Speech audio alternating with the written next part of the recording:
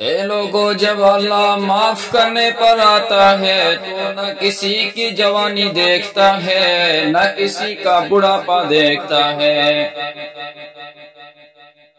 جب ایک بڈھا انسان اللہ کے سامنے آ کر کے حاضر ہوتا ہے،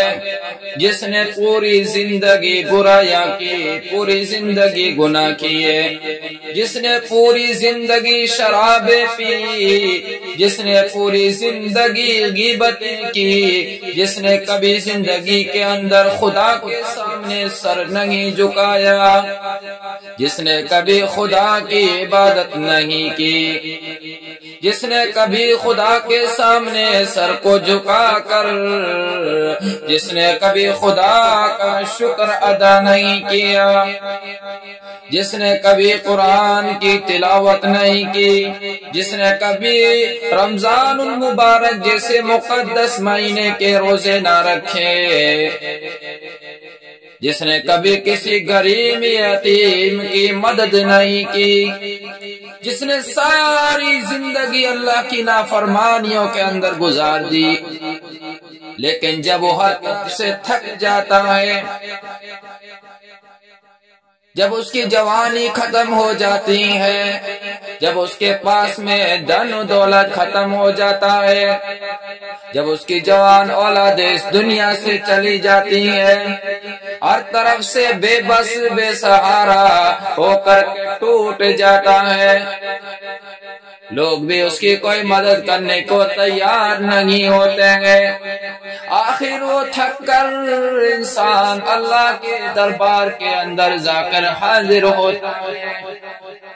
کہ اللہ، اس دنیا میں اب میرا کوئی نہیں، نہ میرے پاس میں عبادتیں ہے، نہ میرے پاس میں سجدے ہے، نہ میرے پاس میں اعمال ہے، نہ میں نے زندگی کے اندر کبھی حج اور عمرے کیے گئے، نہ کبھی میں نے تیرے سامنے سر کو جھکایا ہے، نہ کبھی تیرے قرآن جیسی مقدس کتاب کو میں نے سینے سے لگا کر پڑھا ہے، لیکن اس امید کے ساتھ آیا ہوں کہ یہ دربار خدائی ہے، اس سے کوئی مایوس ہو کر کے نہیں جاتا ہے۔ اب تو غیروں کے سامنے جا کر کے مدد مانگنے کو بھی شرم آتی ہے، اس دنیا کے اندر کوئی حال پوچھنے والا نہیں ہے، لیکن اس امید کے ساتھ تیرے در پہ حاضر ہوا ہوں کہ تو شہنشاہوں کا شہنشاہ ہے، پوری دنیا کا تو خالق ہے، پوری کائنات کا تو مالک ہے،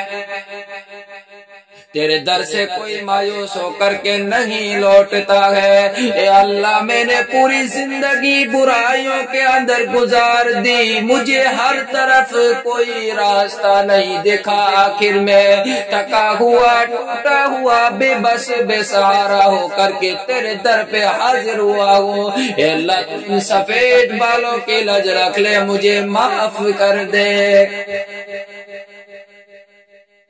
خدا کہتا ہے، بندے تو مانگ، کیا مانگتا ہے؟ جب وہ اللہ کے سامنے ہاتھ اٹھا کر کے کانپتے ہوئے ہاتھوں سے کہتا ہے، اے اللہ، گنہگار ہوں، خطا کار ہوں، مجرم ہوں، پاپی ہوں، اے اللہ بہت ہی گندا انسان ہوں، لیکن آخر تیرا بندہ ہوں، تو مجھے معاف کر دے، اب تیرے سوا مجھے کسی سے امید نہیں، تیرے سوا اس دنیا میں میرا کوئی نہیں۔ اللہ کہتا ہے، اے بندے، جا، میں نے تجھے معاف کیا، اس کے اگلے اور پچھلے سارے گناہوں کو معاف کر دیتا ہے۔ اے لوگو، تم خدا کے سامنے اپنے گناہوں کی توبہ کر کے تو دیکھو، تم خدا کو اپنے قریب لا کر کے تو دیکھو، خدا کے سامنے سر جھکا کر کے تو تم دیکھو، ساری دنیا تمہیں ٹھکرا سکتی ہے، ساری دنیا تم سے منہ پھیر سکتی ہے، لیکن وہ دو جہاں کا مالک ہے، پوری دنیا کا وہ خالق کبھی تم سے منہ نہیں پھیرے گا۔ اس لیے کہ اللہ جل جلالہ عمن والہ کا فرمان ہے کہ میں انسان سے اتنی محبت کرتا ہوں، اتنی محبت کرتا ہوں کہ ان کی اللہ کی محبت کے سامنے ایک محبت جو ماں کی ہوتی ہے وہ بھی اللہ کی محبت کے سامنے کچھ بھی نہیں۔ خدا 70 ماہوں سے بھی زیادہ انسان سے محبت کرتا ہے۔ اس لیے میرے پیارو، اللہ کو اپنا بنا لو، خدا سے اپنا رشتہ جوڑ لو، خدا سے محبت کرنا سیکھ جاؤ۔ دنیا کی ہر شے تمہیں ٹھکرا سکتی ہے، دنیا کی ہر شے تمہیں چھوڑ سکتی ہے، لیکن میرا رب، میرا خدا تمہیں کبھی نہیں چھوڑے گا۔ اس لیے